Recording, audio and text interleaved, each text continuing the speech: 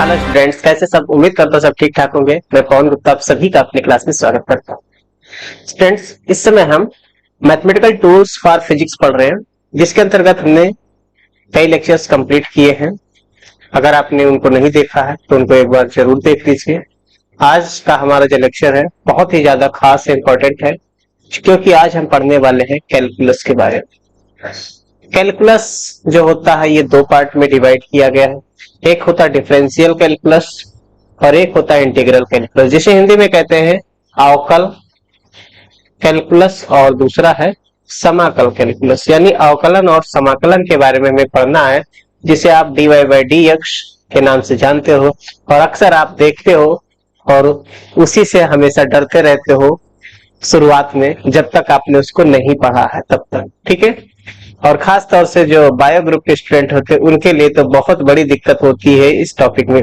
इसलिए सबसे पहले आप इस टॉपिक को अच्छे से क्लियर कर लीजिए, मजबूती बना लीजिए इस पर, ताकि आपको कोई भी डाउट ना रहे। ज्यादा बात ना करते हुए आइए शुरू करते हैं हम आज का अपना first part, differential calculus. Differential calculus में सबसे पहले बात आती है फंक्शन की। आखिर ये फंक्शन क्या होता है?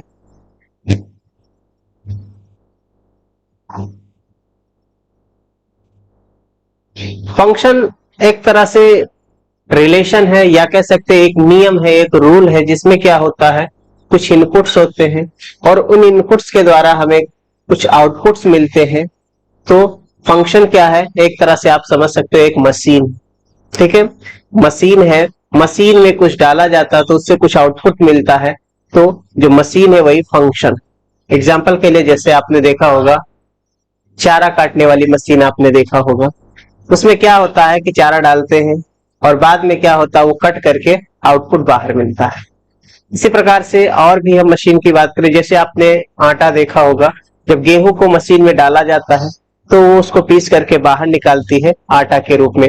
तो जो गेहूं है वो इनपुट है और जो मशीन से आपको बाहर मिल रहा है आटा, वो क्या है, उसका आउटपुट है। ठीक उसी प्रकार से इसमें मैथमेटिक्स में भी एक मशीन को डिफाइंड किया गया, जिसे फंक्शन या दूसरा नाम उसका मैपिंग भी कहा गया है। ये भी क्या होता है, ये भी एक मशीन होता है, यानी एक रिलेशन होता है। इस मशीन को रिलेशन यहाँ पर नाम दिया, एक संबंध नाम दिया गया या एक नियम नाम दिया गया है। किसके बीच का? सेट ऑफ इनपुट्स और सेट ऑफ आउटपुट्स के बीच। लेकिन एक कंडीशन इसके साथ लगाया गया है कि जितना आप इनपुट दोगे, प्रत्येक इनपुट के लिए जो आउटपुट मिलेगा एग्जैक्टली वन आउटपुट मिलेगा। यानी कि एक इनपुट, उसके लिए एक ही आउटपुट। ये नहीं कि एक इनपुट डाला और उससे एक से अधिक प्रकार के आउटपुट मिल जाए, ऐसा नहीं होगा। अगर ऐसा हो जाएगा तो फंक्शन नहीं रह जाएगा। समझ में आया? आपने कोई चीज डाला उसके अंदर तो प्रत्येक चीज के लिए क्या होगा, अलग अलग आउटपुट मिलने वाला है। ठीक है, ये अलग बात है कि अलग अलग दो इनपुट डाला उससे आउटपुट सेम मिल जाए, वो ठीक है, लेकिन एक इनपुट के दो आउटपुट नहीं होंगे। समझ में आया? दो इनपुट का एक आउटपुट हो सकता है, लेकिन एक इनपुट का दो आउटपुट नहीं होना चाहिए। यही फंक्शन का मतलब होता है। उम्मीद है समझ गए। ठीक है, फिर से जानिए, अगर आप एक इनपुट देते हो कोई, तो इनपुट से जो आउटपुट मिलना चाहिए, जो रिजल्ट मिलना चाहिए, वो केवल एक ही मिलना चाहिए। और अगर आपने एक इनपुट डाला, उससे एक से अधिक रिजल्ट मिल जा रहे हैं, आउटपुट ज्यादा मिल जा रहा, तो वो फंक्शन नहीं रहेगा। उस केस में कह सकते हो वो मशीन खराब, वो मशीन है ही नहीं। ठीक है, तो इसके लिए हम समझते हैं, जैसे एग्जांपल लिया, जो कि अक्सर हम समझते हैं इस तरह से कि y equal to T square plus 3t, ऐसे हमने लिख दिया। तो यहां पर y को लिखा गया है t के पदों में। इसी चीज को, ये जो t के पदों में लिखा है, इसको हम ft से लिख देते हैं। ft का मतलब फंक्शन ऑफ t। इसको क्या पढ़ेंगे? y is function of t। यहाँ जो t है ये क्या है, जैसे t का मान हम कोई भी इसमें रखेंगे और y के डिफरेंट डिफरेंट मान हमको मिलेंगे। जैसे मैंने t1 डाल दिया तो 1 प्लस 3 यानी 4, तो y इक्वल टू 4 मिल जाएगा। ठीक है, एक t के लिए एक ही y मिल रहा है, एक t के लिए दो y नहीं मिल रहे हैं, इसलिए ये फंक्शन है। समझ में आ रहा? अगर मैं t का एक मान रखता और पता चलता उसका y का दो मान मिल रहा है, तो वो फंक्शन उस केस में नहीं रह जाता। ओके, तो यहाँ t इनपुट है और जो y है वो क्या है, आउटपुट है। जो इनपुट है इसको मैथमेटिक्स में नाम दिया गया है इंडिपेंडेंट वेरिएबल। यानी आजाद है, स्वतंत्र, इसका कोई भी मान हम इसमें रख सकते हैं। और y जो आउटपुट मिल रहा है ये कहलाता है dependent variable because it's value depends upon value of t। ठीक है, डायरेक्ट हम y की वैल्यू नहीं पता कर पाएंगे, हम क्या करेंगे t का कुछ मान रखेंगे, इसके बाद हमको y मिलेगा। ठीक है, तो फंक्शन को डिनोट किया जाता है y equal to F T के द्वारा। ठीक है, ये जो आपने y equal to F T लिखा है यही क्या हो गया आपका फंक्शन है, फंक्शन को मैपिंग कहते हैं। ठीक है, अब यहाँ कुछ बातें और याद रखना, जैसे आपने यहाँ y equal to F T function जो लिखा है, इसमें जो t है t को कहते हैं प्री इमेज, और एफ टी से जो बाहर निकल रहा है यानी y मिल रहा है ये क्या हो गया इसका इमेज। ठीक है, यहां समझने के लिए आप आराम से समझ सकते हो, जैसे y आपके पास इतना, जब आपने t इक्वल टू इसमें डाल दिया, मान लीजिए 1 डाला तो y कितना मिल गया 1 स्क्वायर प्लस 3 इंटू 1 यानी कि ये 4 हो गया। समझ में आया? तो ये आपने मशीन के अंदर डाला, कौन सी मशीन के अंदर, इसी एफ टी मशीन के अंदर डाला। ठीक है, तो इस एफ मशीन के अंदर डाला, टी की जगह कितना डाला 1 डाला, तो उस केस में आपको y कितना मिला 4 मिला। ठीक है, तो t को प्री इमेज कहते हैं और y को क्या कहते हैं image of t under f, यानी f के द्वारा t का बनाया हुआ इमेज। चलिए यहाँ कुछ बातें, जैसे मैंने फंक्शन के बारे में पहले डिसाइड किया कि एक इनपुट के लिए 2 आउटपुट हो गया तो फंक्शन नहीं रह जाएगा, इसीलिए जैसे मैंने लिखा f1 भी 2 देता हो और f1 3 देता हो, तो एक ही इनपुट के लिए 2 आउटपुट मिल रहे हैं, 2 रिजल्ट मिल रहे हैं, इसलिए ये जो f है ये फंक्शन नहीं है, f is not a function. समझ में आया? Because 1 has input, for 1 as input there are 2 outputs, इसके लिए एक ही इनपुट के लिए 2 आउटपुट मिल रहे हैं, इसीलिए ये फंक्शन नहीं है। उम्मीद है फंक्शन समझ गए होंगे। चलिए, बहुत ज्यादा डिटेल में अब आपको समझ गए, हल्का फुल्का नॉलेज आ गया, समझ में आ गया। ठीक है, बस इतना पर्याप्त है, बाकी आप मैथ में सीखते रहिएगा। आइए आगे देखते हैं, तो बात करें व्हाट इज डिफरेंशिएशन, अवकलन क्या होता है। डिफरेंशिएशन मीन्स अवकलन। इसको समझने के लिए हमने क्या किया, y equal to F X मान लिया एक फंक्शन है जिसका ग्राफ मैंने यहां दिखा दिया, y equal to F X का ये ग्राफ। ठीक है, यहां पर कोई पॉइंट P है जिसका कोऑर्डिनेट है x, y। ठीक है, यानी कि यहां से अगर आप यहां खींचते हो तो यहाँ x हो रहा है और y एक्सिस पर यहां पर y मिल रहा है। ठीक है, जब और फिर क्या किया, जब x को चेंज किया x प्लस डेल्टा x में, जैसे यहाँ पर पॉइंट था, पॉइंट को मैंने यहाँ q पर, p को शिफ्ट करके q पर पहुंचाया, तो उस केस में जो x है वो x कोऑर्डिनेट यहाँ पर हो गया x प्लस डेल्टा x, और इस जगह पर जो y कोऑर्डिनेट हो गया ये हो गया y प्लस डेल्टा y। ठीक है, क्यों? क्योंकि जब x कैसा है इंडिपेंडेंट वेरिएबल और y डिपेंडेंट वेरिएबल, तो x में जब चेंज होगा तो y में चेंज होना स्वाभाविक है। ठीक है, अब ये सारी वैल्यूज क्या करें, यहाँ फर्स्ट में रख दे फंक्शन में, तो क्या मिलता है, y की जगह हो जाएगा y प्लस डेल्टा y और x की जगह हो जाएगा x प्लस डेल्टा x। इसको इक्वेशन 2 मान ले और पहले इक्वेशन 1 है, इक्वेशन 2 से इक्वेशन 1 को माइनस कर दे। जब माइनस करेंगे तो देखो यहां पर है y plus delta y minus y हो गया, इक्वल टू इधर F X plus delta x minus F X हो गया, y और y प्लस माइनस कैंसिल हो जाएंगे, बचा क्या delta y equal to F X plus delta x minus F X हो गया। ओके, अब क्या करें, इसको हम ये एक तरह से आप एरर पढ़े हैं ना, एरर की तरह समझ सकते हो, ये y में एक तरह से समझ लीजिए एरर है, चेंज है। ठीक है, अब क्या करें, रिलेटिव एरर जैसे निकालते तो वैसे यहां पर क्या करें, हम इसको डिवाइड करें डेल्टा x से। जब डेल्टा x से दोनों तरफ डिवाइड करेंगे तो delta y by delta x इधर हो जाएगा F X plus delta x minus F X by delta x। Okay, अब देखो ये पॉइंट हमने थोड़ा सा दूर दिखाया है, अब ये जो पॉइंट है ये बहुत पास में हो, यानी Q बहुत करीब आ जाए P के, जब बहुत करीब आ जाएगा तो उस केस में डेल्टा x क्या होगा, जो x में ये जो चेंज यहां से यहां तक जो आप पार्ट देख रहे हो ये डेल्टा x है, तो ये इस केस में जब बहुत पास होगा तो डेल्टा x का मान बहुत कम होगा। तो डेल्टा x जब बहुत कम हो जाएगा तो उस केस में उसको बहुत कम चीज को दिखाने का तरीका है limit. Limit delta x tends to 0, बहुत छोटा, तो ये इसका मतलब क्या हुआ, ये 0 के करीब जा रहा है एकदम से। जो x और डेल्टा यानी x और जो दूसरा कोऑर्डिनेट है उसके x कोऑर्डिनेट के बीच का जो अंतर है बहुत कम है, जीरो के करीब है, इसलिए delta X tends to zero लिखा जाता है इसको, मतलब जीरो के बहुत करीब जा रहा हो। तो उस केस में इसको लिखने का तरीका, यहाँ लिमिट लगा लेते हैं, limit delta X tends to zero, और इधर क्या है delta Y by delta X, इधर लिमिट लगाए तो इधर भी लगा देंगे, limit delta X tends to zero F X plus delta X minus F X by delta X. ठीक है, अब देखो जब आप लिमिट लगा के ये लिखते हो, यानी डेल्टा एक्स की वैल्यू बहुत छोटी हो, तो मैथ्स में न्यूटन साहब ने कहा इसको एक सिंपल तरीके से लिखने का एक जुगाड़ बना लेते हैं, जहां डेल्टा है उसको डी में बदल दो। तो limit delta X tends to zero delta Y by delta X जो है, इसको आप क्या करें, डेल्टा की जगह डी यूज कर लीजिए, D Y by D X. जानकारी के लिए ध्यान रखिए, जो डी और एक्स है ये मल्टीप्लाई नहीं है, डी एक्स एक सिंगल क्वांटिटी है, बहुत छोटा सा ये जो पॉइंट होगा बहुत छोटा सा, यही आपका ये एक्स हो गया डी एक्स। ठीक से समझ गए? ओके, तो इस तरह से D Y by D X का आगमन हुआ। तो D Y by D X अगर जनरल हम डेफिनेशन की बात करते हैं तो D Y by D X का मतलब होता है limit delta X tends to zero F X plus delta X minus F X by delta X. ये बेसिक परिभाषा है अवकलन की, डिफरेंशिएशन की।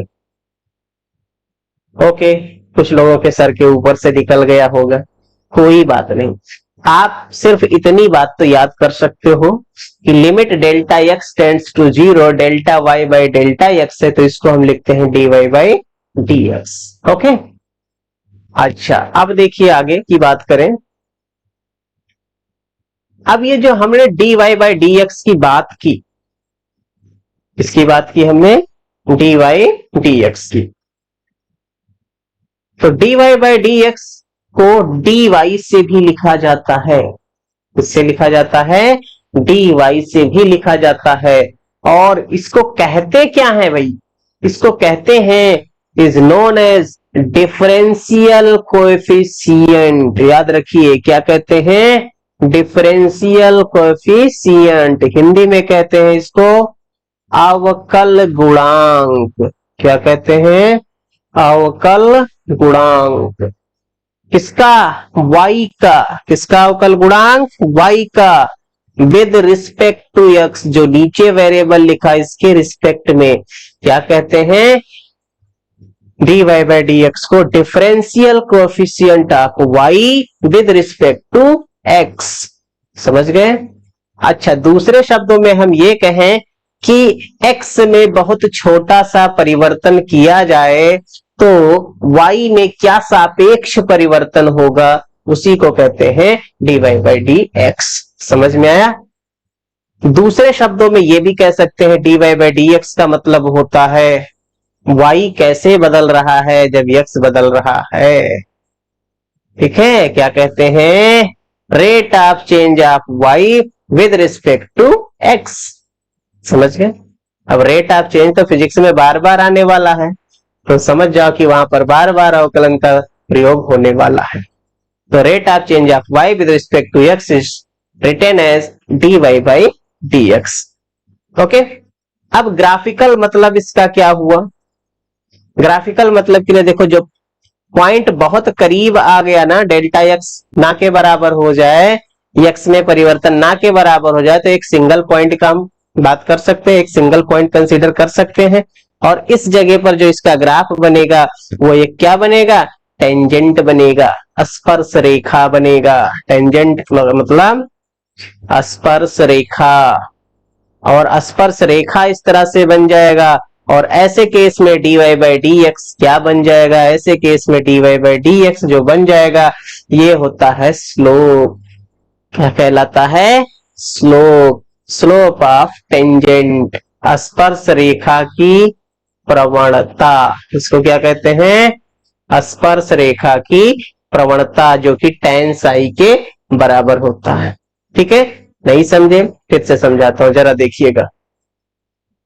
देखो P और Q था, यहां पर एक त्रिभुज आपको बनता हुआ नजर आ रहा है, आया नजर?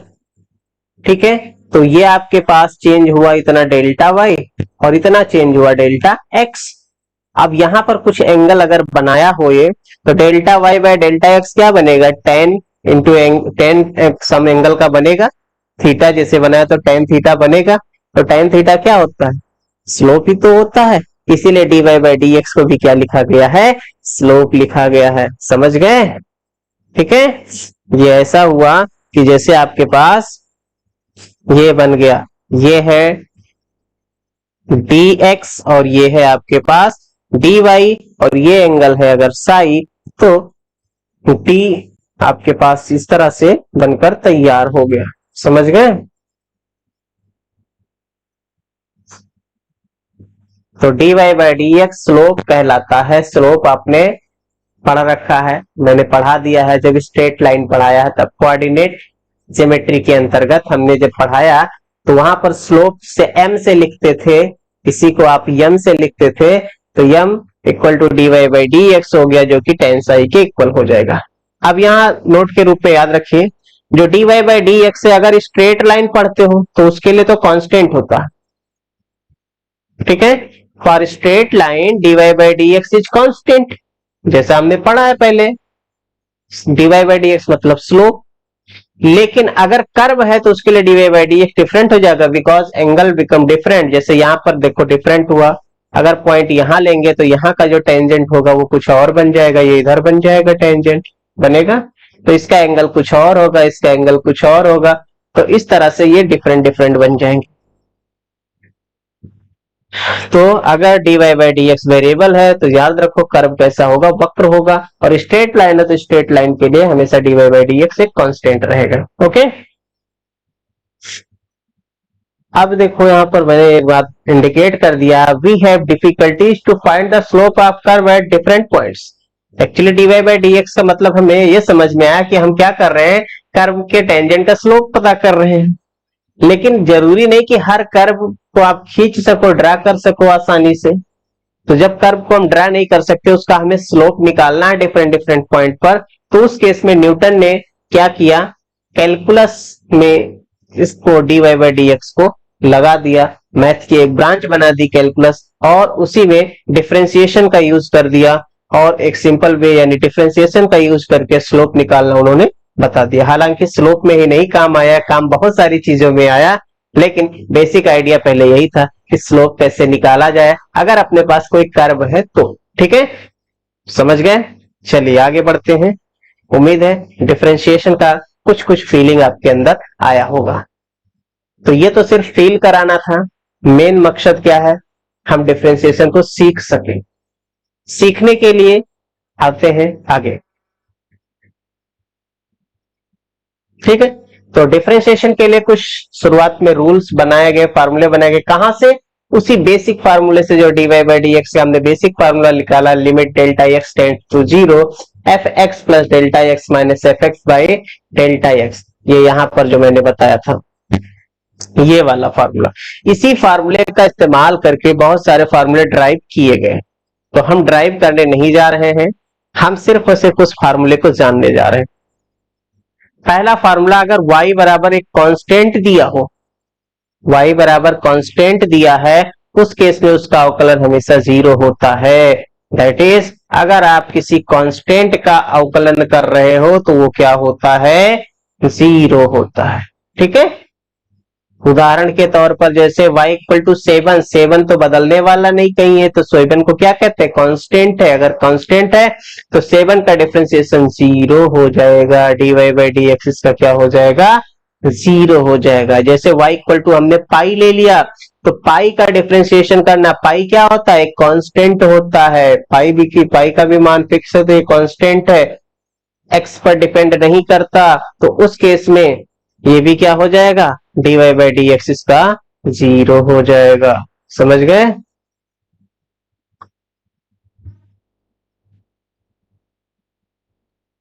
आगे देखते हैं। पहला फार्मूला क्लियर हो गया कि किसी भी कांस्टेंट का डिफरेंशिएशन ऑलवेज क्या होता है, जीरो होता है। जैसे y इक्वल टू आपके पास कह दे कि 10,000 है, अब आपसे पूछे कि बताओ D Y by D x कितना होगा, तो इसका आंसर हो जाएगा जीरो। समझ गए? जिसमें यक्स नहीं है, जो यक्स पर डिपेंड नहीं करता, उसका अवकलन हमेशा क्या हो जाएगा, 0 हो जाएगा। समझ गए? एक्स का मतलब जिसके रिस्पेक्ट में आप अवकलन कर रहे हो उस वेरिएबल की बात हो रही है, कोई जरूरी नहीं कि एक्स ही हो, टी हो सकता है। दूसरा फार्मूला अगर y equal to x power n है, y equal to x power n है, तो उसका अवकलन होता है n x power n minus 1। मतलब जो घात होगा, घात को आगे गुणांक में लिखेंगे और फिर इस घात को x के घात को एक कम कर देंगे। दैट इज, इसको ऐसे भी लिख सकते हैं, D by D x of x power n। X power n का अवकलन होता है n x power n minus 1। बड़ा इंपॉर्टेंट, जहां भी काम आएगा ना, यही काम आने वाला है आपका, क्योंकि हर जगह लगभग इसी फार्मूले का इस्तेमाल होता दिखता है फिजिक्स में, हर जगह लगभग इसी का इस्तेमाल होता है। इसलिए इस फार्मूले में कतई कोई गलती ना होने पाए, इसे आप बहुत अच्छे से तैयार रखें। जैसे कि हमने कहा y equal to x power 100 है, तो dy बाई डी एक्स निकालो। तो जब dy बाई डी एक्स निकालेंगे तो करेंगे क्या, इसमें देखो जो पावर है उसको आगे लिखेंगे, 100 को आगे लिखिए, x लिखिए, फिर 100 में एक कम कर दीजिए। 100 में एक कम होगा तो कितना हो जाएगा, 99, एक्स पावर 99 हो गया। ये इसका आंसर हो गया। ये देखिए, ये अक्सर काम की बात है। अगर y इक्वल टू एक्स है, फिर आपसे कहे कि dy बाई डी एक्स निकालो, तो इसका घात चेक करो, घात है 1, इसका कितना है, घात इसका 1 है, तो 1 को आगे लिखो, फिर घात में 1 कम कर दो, तो क्या हो जाएगा, 1 into x power 0। X power 0 का मान 1 होता है, यानी इसका उत्तर 1 हो जाएगा। ठीक है, सिंपली याद रखिए कि अगर आप अवकलन करते हो x का x के रिस्पेक्ट में, तो इसका आंसर होता है 1। x का x के सापेक्ष अवकलन हो जाएगा 1 हो जाएगा। ठीक है, फिर आपके पास देखिए y equal to x square है, ये क्वेश्चन है, इसका अवकलन करना है तो क्या करिए, dy बाई डी एक्स, दिखाई पड़ रहा है आपको?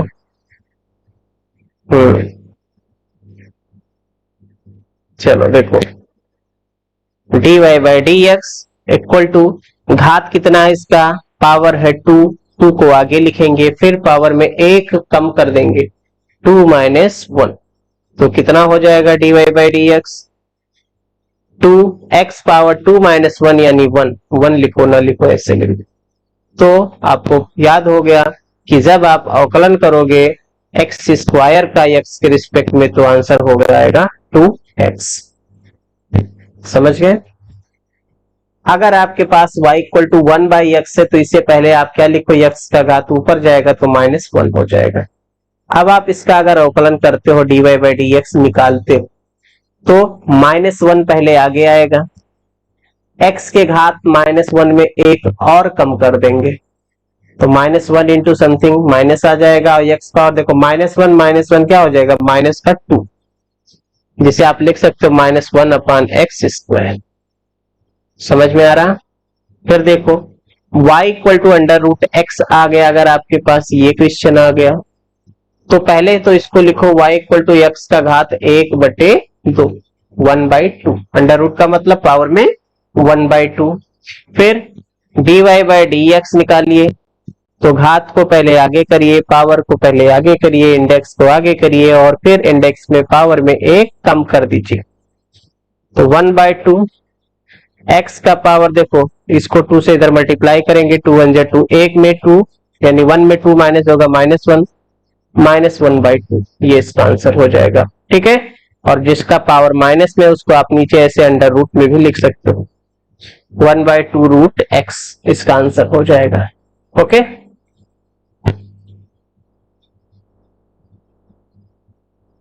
तो 2 नियम आपके समझ में आ गए होंगे अच्छे से। पहला नियम हमने क्या समझा कि अगर आप डिफरेंशिएशन करते हो किसी कांस्टेंट का तो 0 होता है, और दूसरा नियम हमने पढ़ा कि D by D x of x power n करते हो तो ये होता है n x power n minus 1। ये 2 नियम हमने सीख लिया, कभी मत भूलना, बहुत इंपॉर्टेंट है। अब बात करें कि अगर x पावर n के साथ कोई कांस्टेंट मल्टीप्लाई में दे दे, तो यहाँ गलती करते हैं लोग, समझते कांस्टेंट है उत्तर 0 हो जाएगा। जी नहीं, बिल्कुल नहीं ऐसा होगा। केवल कांस्टेंट होता तब तो 0 होता। कांस्टेंट के साथ अगर कोई चर राशि, कोई फंक्शन मल्टीप्लाई हो गया तो उस केस में वो कांस्टेंट कहाँ बचा? कांस्टेंट तो उसका सिर्फ एक गुणांक बचा ना। तो ऐसे केस में अगर आपको इसका अवकलन करना तो कांस्टेंट को बाहर और x पावर n का अवकलन करेंगे। D by D x of x power n, constant सीधा इधर गुणांक में बाहर आ जाएगा। तो x पावर n का अवकलन हम पहले से जानते हैं कितना होता है, nx पावर n माइनस 1। तो k ऐसे रह जाएगा और ये क्या हो जाएगा, n आगे x में पावर 1 कम, यानी nx पावर n माइनस 1 हो जाएगा। ठीक है, जैसे कि कुछ क्वेश्चंस इस पर ले लिए हमने। y equal to 25 x power minus 3 है, तो dy बाई डी एक्स का मान बताओ। ठीक है, तो इसे डिफरेंशिएट करते हैं, differentiating with respect to x। जब डिफरेंशिएट करेंगे तो क्या बन जाएगा, y का डिफरेंशिएशन हो जाएगा dy बाई डी एक्स। इधर देखिए, जब डिफरेंशिएशन करेंगे तो 25 तो कांस्टेंट है बाहर, फिर डिफरेंशिएशन करेंगे किसका, x पावर माइनस 3 का। तो क्या हो जाएगा, 25 कांस्टेंट बाहर हो गया था। अब x पावर n का फॉर्मूला चलेगा, क्या होता है, n x power n minus 1। तो पावर यहां पर कितना है, माइनस 3 आगे आएगा, x पावर माइनस 3 माइनस 1 कितना हो जाएगा, 25 इंटू 3 75, यानी माइनस का 75, x पावर माइनस 3 माइनस 1 क्या हो जाएगा, माइनस का 4। ये इसका आंसर हो जाएगा। ओके, दूसरा क्वेश्चन जैसे हमने लिया, कह रहा है y इक्वल टू 1/3 x पावर 9 है, dy बाई डी एक्स बताना है। ठीक है, इसको भी डिफरेंशिएट करें विद रिस्पेक्ट टू x, क्या हो जाएगा, dy बाई डी एक्स।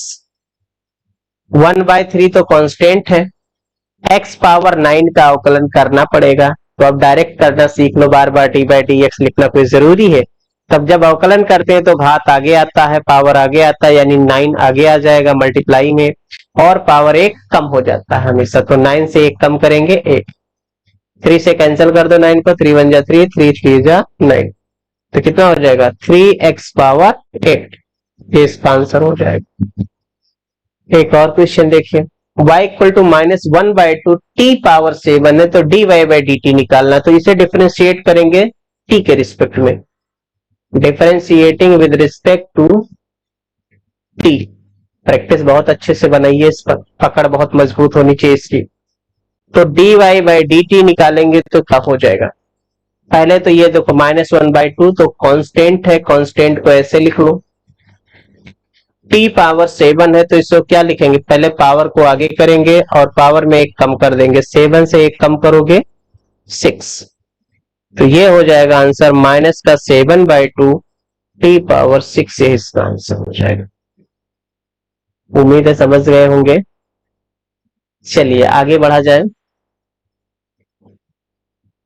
इतना करने के बाद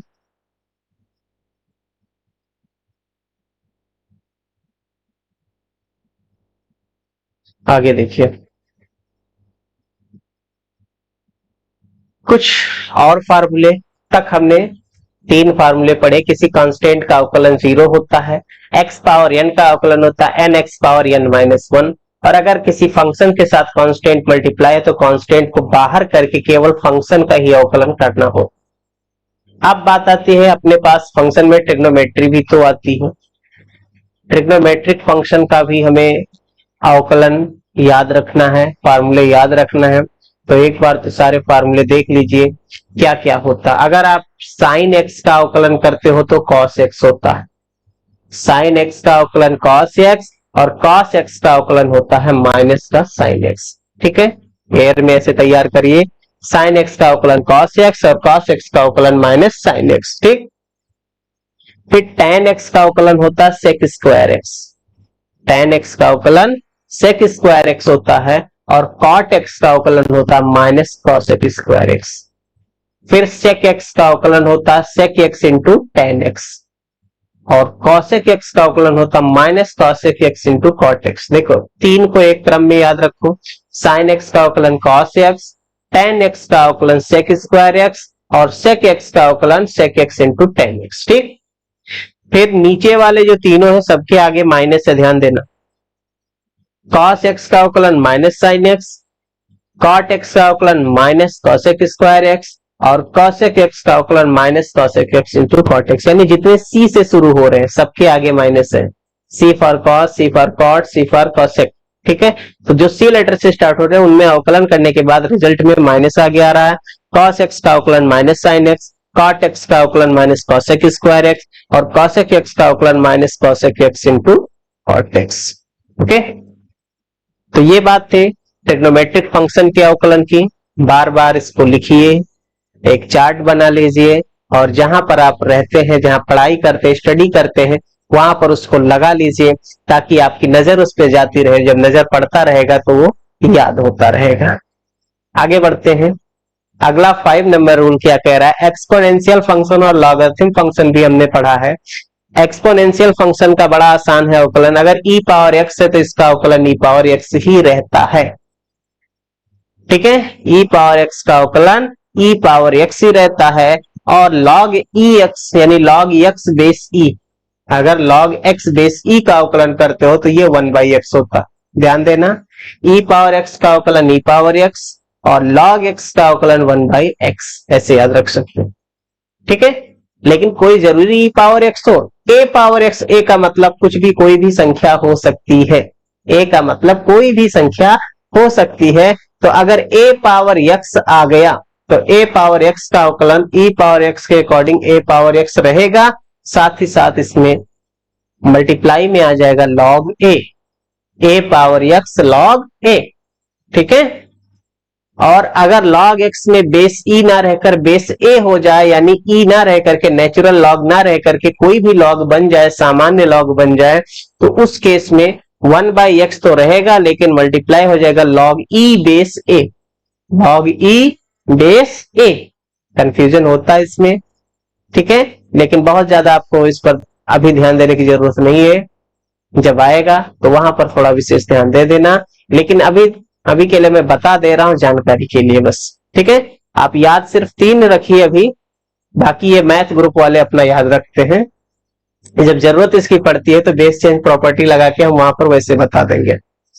तो e पावर x का अवकलन e power x, log x base e का अवकलन 1/x और a पावर x का अवकलन a power x log a और log x बेस a का अवकलन होता है 1/x log e base a, ठीक है। एग्जाम्पल के लिए जैसे यहाँ पर लिख दिया हमने, अगर 2 पावर x की बात करें तो 2 पावर x एकदम a पावर x की तरह है और a पावर x का अवकलन होता है a power x log a, तो इसमें 2 पावर x और log a का मतलब 2 हो जाएगा log 2 बेस a, ये इसका उत्तर हो जाएगा, ठीक है। ऐसे क्वेश्चन इस पर आए तो ऐसे कर सकते हैं।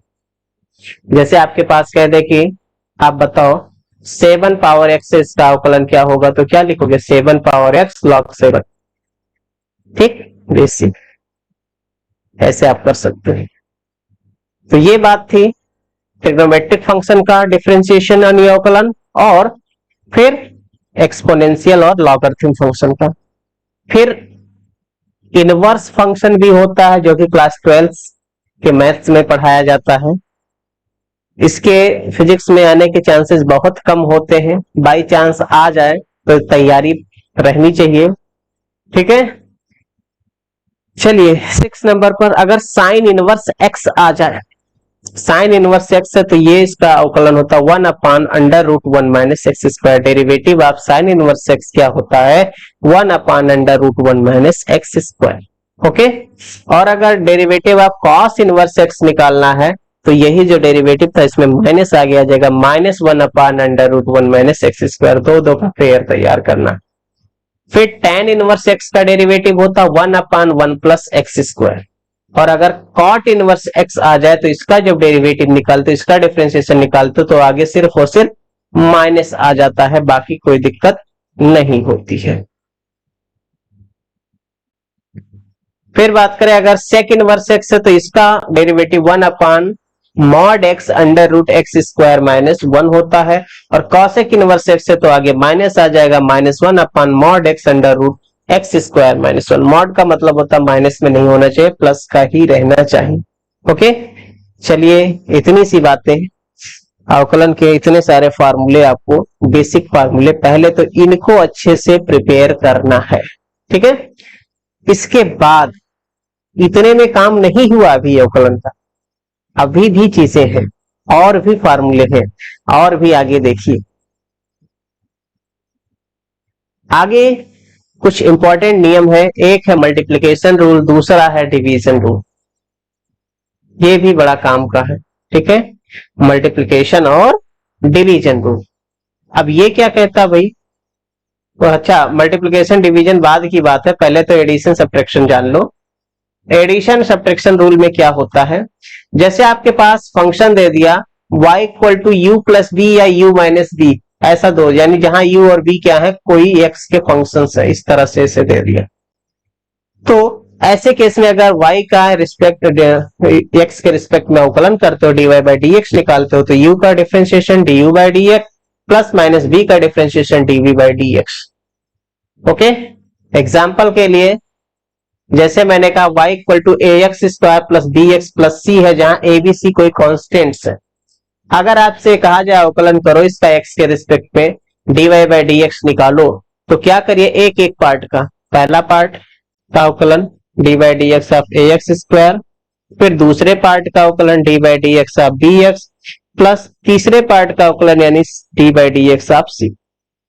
अब देखो यहां पर a तो कांस्टेंट है, किसी फंक्शन के साथ कांस्टेंट मल्टीप्लाइड है, उसको बाहर कर दो, a D by D x of x square, इसमें कांस्टेंट b है, b को बाहर कर दो, dx बाई dx हो गया, और यहाँ c में x है ही नहीं तो एक प्योर कांस्टेंट हो गया, कांस्टेंट का डेरिवेटिव होता है 0।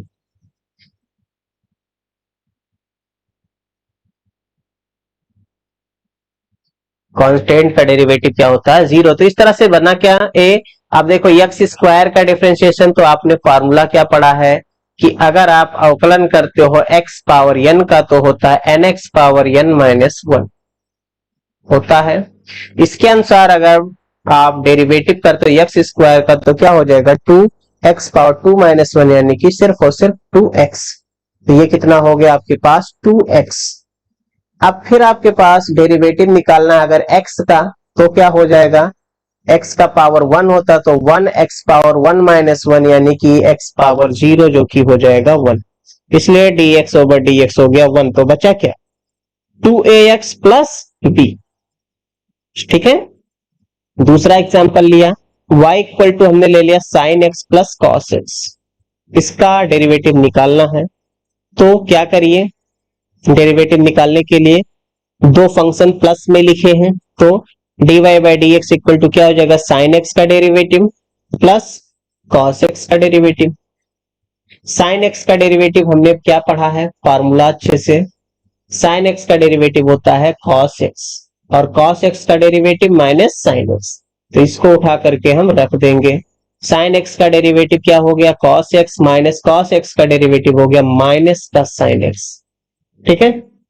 cos x minus sin x, ये इस क्वेश्चन का आंसर हो गया। उम्मीद है समझ में आ रहा होगा, बेहतरीन है, कोई दिक्कत नहीं होनी चाहिए। एक क्वेश्चन और जैसे अभी इसी पर मैं ले लूं,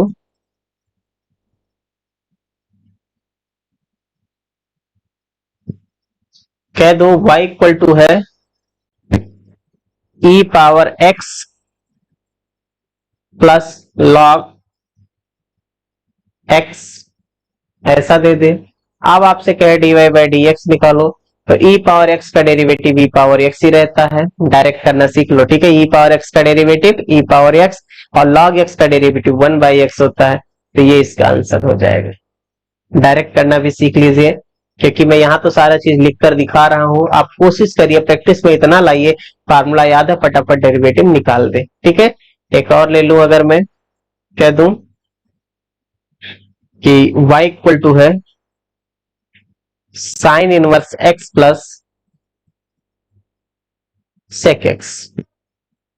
अब आपसे कहे कि बताओ dy बाई dx कितना होगा, तो पहले साइन इनवर्स x का डेरिवेटिव देखिए, साइन इनवर्स x का डेरिवेटिव होता 1 upon under root 1 minus x square, या रूल नंबर 6 देख सकते हो, 1 upon under root 1 minus x square.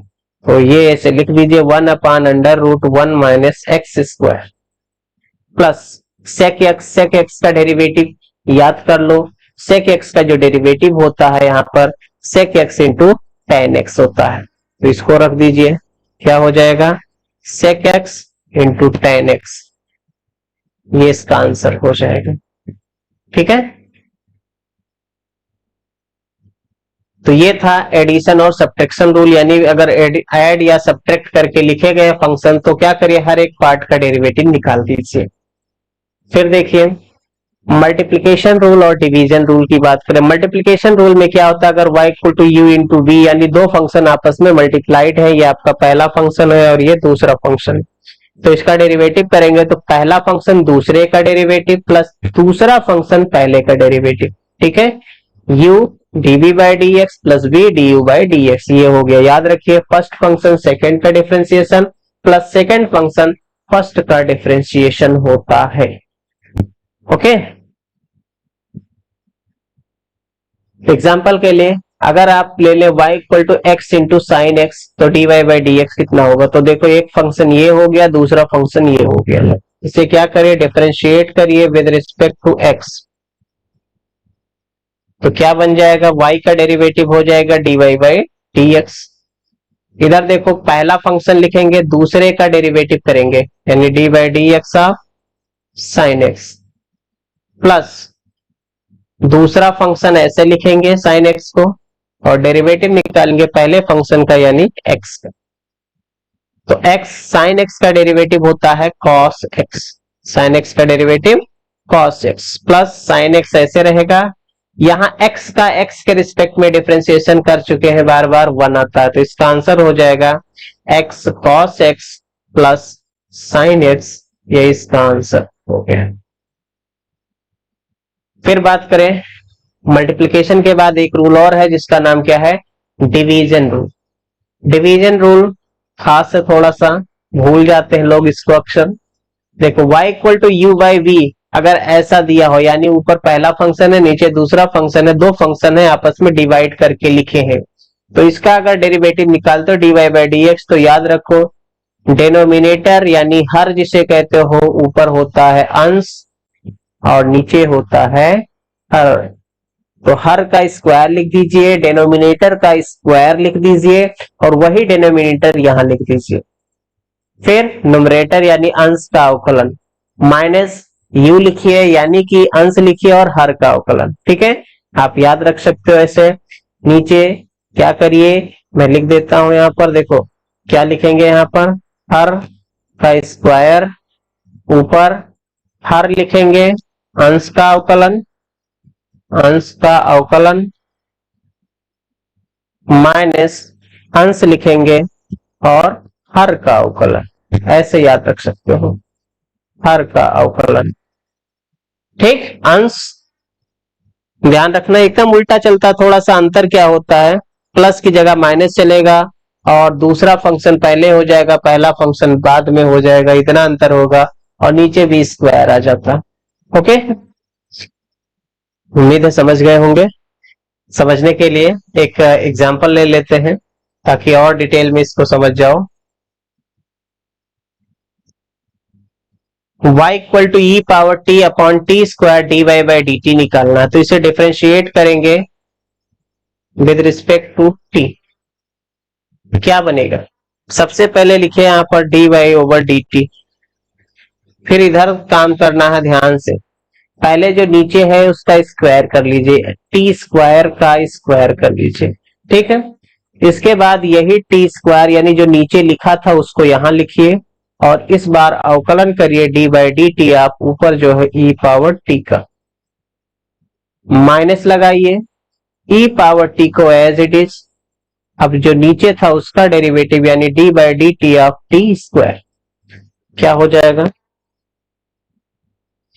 देखिए टी स्क्वायर ई power T, e power t का जो अवकलन होता है ई पावर टी, क्योंकि मैंने बताया ई पावर एक्स का डेरिवेटिव ई पावर एक्स ही होता है। Okay, minus e power t into t square, t square का डेरिवेटिव तो बार बार हम करते हुए आ रहे हैं कि अगर आप एक्स स्क्वायर का डेरिवेटिव करते हो तो 2x आता, घात आगे आता और घात में एक कम कर दिया जाता, तो उसके अनुसार टी स्क्वायर का डेरिवेटिव हो जाएगा 2t और नीचे टी स्क्वायर का स्क्वायर यानी टी पावर 4। ठीक है, इसमें से चाहो तो टी कॉमन कर लो, बचेगा क्या यहाँ पर, T, e power T minus का, अच्छा ई पावर टी भी कॉमन कर सकते हैं, जो कॉमन कर सको उसको कॉमन कर लो। यहां पर t और e पावर t कॉमन हो जाएगा, बचेगा क्या, यहां पर बचेगा एक t और यहां पर बचेगा सिर्फ और सिर्फ, नीचे है t पावर 4, तो एक t से पावर कम होगा तो बचेगा क्या, e power t, t minus 2 और नीचे हो जाएगा t क्यूब। ये इसका आंसर हो जाएगा। ओके, घबराइए मत, प्रैक्टिस में लाइए, घबराने से काम नहीं चलेगा, प्रैक्टिस में लाना जरूरी है। प्रैक्टिस के लिए और भी हमने कुछ क्वेश्चंस ले लिए, देखते हैं, आइए। क्वेश्चन है y equal to t cube plus ten t plus t e power t, तो dy बाई डी टी बताना है। क्या करिए, dy बाई डी टी निकालने के लिए क्वेश्चन मार्क हटाता हूं मैं, और फिर देखिए ध्यान से, हर एक पार्ट का अवकलन होना है, याद रखिए, d by d t of t cube plus d by d t of t ten t plus d by d t of t e power t. हर एक पार्ट को ऐसे लिख लिया। इसके बाद देखिए, टी क्यूब का अवकलन घात को आगे करते हैं, ये d Y by d t है, और घात एक कम कर देते, 3 से 1 कम होगा 2, क्योंकि याद हो जाना चाहिए x पावर n का अवकलन होता है n x power n minus 1, उसके अनुसार 3 t पावर 3 माइनस 1 यानी कि 2। ओके, इसके बाद है tan t, tan t का अवकलन क्या होता है, sec square t, tan t का डेरिवेटिव क्या होता है, sec स्क्वायर t, प्लस, अब देखिए टी ई पावर टी है, तो यहां दो फंक्शन आपस में मल्टीप्लाइड है, तो क्या करेंगे, मल्टीप्लिकेशन रूल लगाएंगे। मल्टीप्लिकेशन रूल क्या कहता है, पहला फंक्शन दूसरे का डिफरेंशिएशन करिए प्लस दूसरा फंक्शन पहले का डिफरेंशिएशन, ये मल्टीप्लिकेशन रूल कहता है। तो 3t square plus sec square t हो गया, plus t, e power t का अवकलन डेरिवेटिव ई पावर टी ही होता है, प्लस ई पावर टी, और टी का टी के रिस्पेक्ट में डेरिवेटिव 1 हो जाएगा, d t over d t क्या हो जाएगा, 1 हो जाएगा। तो इस तरह से इसका d Y by d t कितना निकल कर आ जाएगा, 3t square plus sec square t, e power t को कॉमन कर ले, बचेगा क्या, t प्लस 1, ये इसका आंसर हो जाएगा। दूसरा क्वेश्चन लिया, y equal to e power x upon x cube है, d y over d x निकालना है। तो देखो d Y by D x equal to, यहां पर डिवीजन है तो डिवीजन रूल को लगाइए, x क्यूब है तो पहले हर का स्क्वायर करते हैं और इसी को यहां लिख देते हैं, अंश का अवकलन करेंगे यानी D by D x of E power x, minus लगाएंगे, ई पावर एक्स यानी अंश को लिखेंगे और फिर करेंगे अवकलन हर का यानी एक्स क्यूब का, क्या हो जाएगा, एक्स क्यूब, ई पावर एक्स का अवकलन ई पावर एक्स ही रहता है, minus e power x, x cube का अवकलन करेंगे तो घात आगे आएगा और घात एक कम हो जाएगा, नीचे एक्स क्यूब का स्क्वायर एक्स का घात 6 हो जाएगा। क्या कॉमन कर सकते हैं इसमें,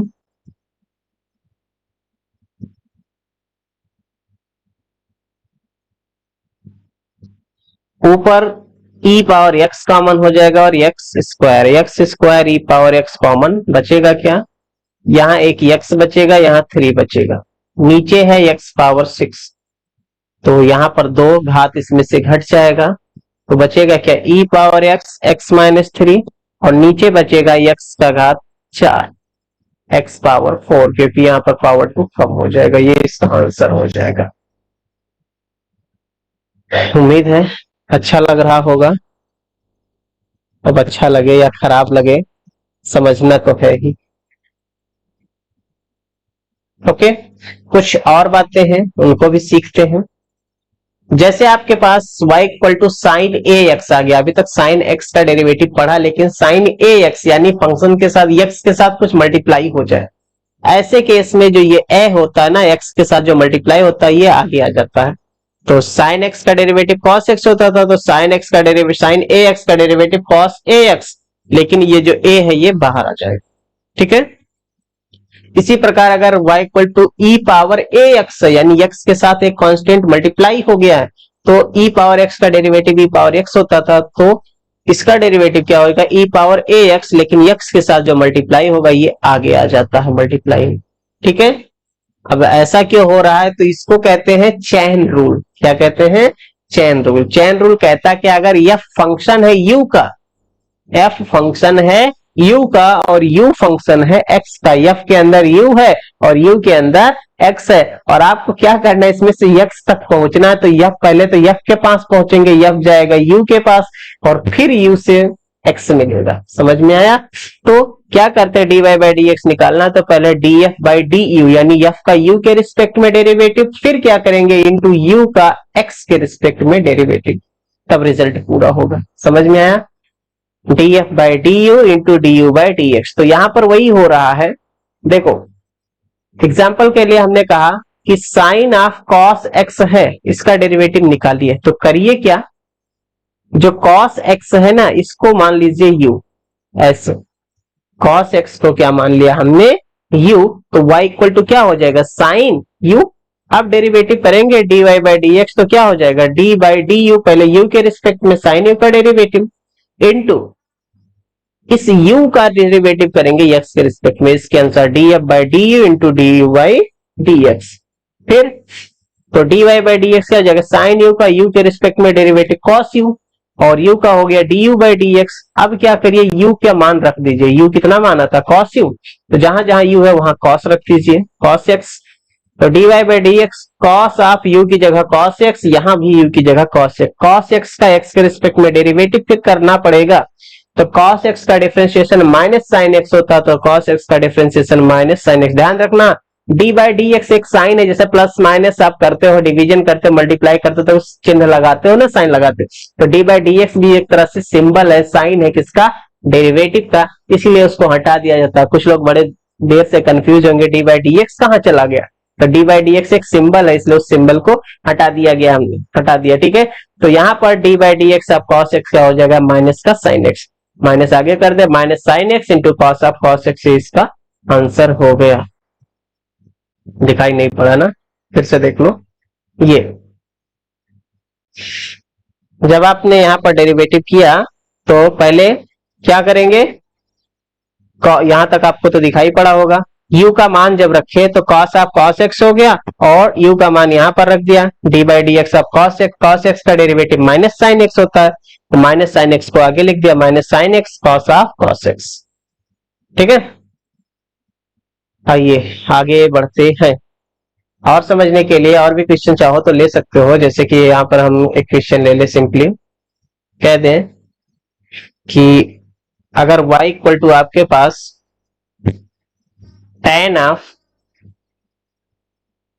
x क्यूब हो जाए, अब आपसे कहे कि बताओ dy बाई डी एक्स क्या होगा, तो dy बाई डी एक्स निकालो, तो पहले क्या करो tan x का डेरिवेटिव निकालो। tan x का डेरिवेटिव क्या होता है सेक स्क्वायर x, x की जगह x क्यूब है, बट इस x क्यूब का आपको फिर से डेरिवेटिव करना, यही ध्यान रखना होता है, D by D x of x cube, तो सेक स्क्वायर x क्यूब और x क्यूब का डेरिवेटिव हो जाएगा 3x स्क्वायर, ये इसका आंसर हो जाएगा। समझ गए?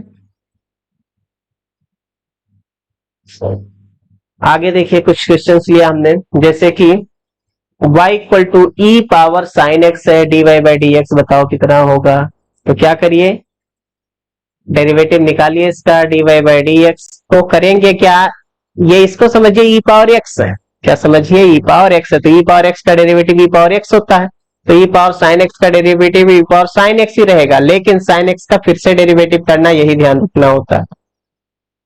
फंक्शन पहचान लीजिए बस, ई पावर साइन एक्स और साइन एक्स का डेरिवेटिव कॉस एक्स, ये इसका आंसर हो गया। यहां पर देखिए y equal to log sine 3x है, तो डेरिवेटिव आपको करना है इसका, तो क्या करिए dy बाई डी एक्स जब निकालिए, पहले log का डेरिवेटिव, log x का डेरिवेटिव क्या होता है 1/x, x की जगह इतना चलेगा पूरा sin 3x इंटू फिर से आपको डेरिवेटिव करना किसका sin 3x का, ये ध्यान रखना है।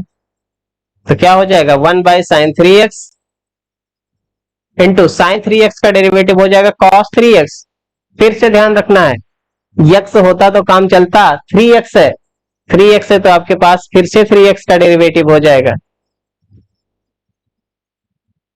समझे। तो क्या हो जाएगा cos 3x by sin 3x into 3x का डेरिवेटिव x के रिस्पेक्ट में, dx बाई dx 1 हो जाएगा, और cos x by sin x, cos x by sin x क्या होता है cot x, यानी ये हो जाएगा cot 3x इंटू 3 आगे कर दो 3 cot 3x, समझ गए। इधर देखो ये आपके पास क्वेश्चन आ गया, तो इसको क्या लिखेंगे y log x base c है, यहाँ क्यूब रूट है तो क्यूब रूट का मतलब पावर में 1/3 हो जाए। फिर इसे x पावर n समझ के करिएगा इसका डेरिवेटिव, तो dy बाई dx निकालेंगे तो पहले तो घात आगे आता 1/3 log x पावर 1/3 माइनस 1 हो जाएगा, इंटू फिर से डेरिवेटिव करना होगा किसका log x का, तो क्या हो जाएगा 1/3 log x पावर, देखो 1/3 माइनस 1, 3 1 जा 3, 1 माइनस 3 यानी माइनस का 2/3 इंटू log x का डेरिवेटिव 1/x होता है, तो इसका आंसर ये बन गया 1/3x log, दिख रहा नहीं दिख रहा,